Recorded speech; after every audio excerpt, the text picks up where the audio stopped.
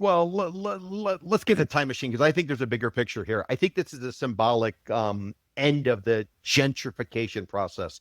To me, when you see somebody like Soika, who's a first mover, just like he was in South Beach, he went to a news cafe. Remember, Johnny Versace used to hang out there. All the models came. It was the place. It was kind of like, Tony Goldman. He goes into Wynwood. So once these old timers, old man Soika, once old, and I call everybody old man in a positive way. So old man Soika was in there. And think about what's going on at the time. You got hookers up and down Biscayne Boulevard, Morningside.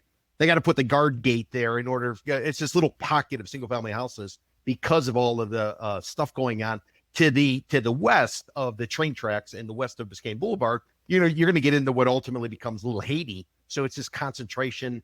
There's all kinds of stuff going on. There's all kinds of concerns. Is it safe? Is it this? Is that? So when Soika went in, just like when Goldman went into Wynwood, it was cheap dirt, and that's why they went in there. That's why they had an opportunity to do what they did.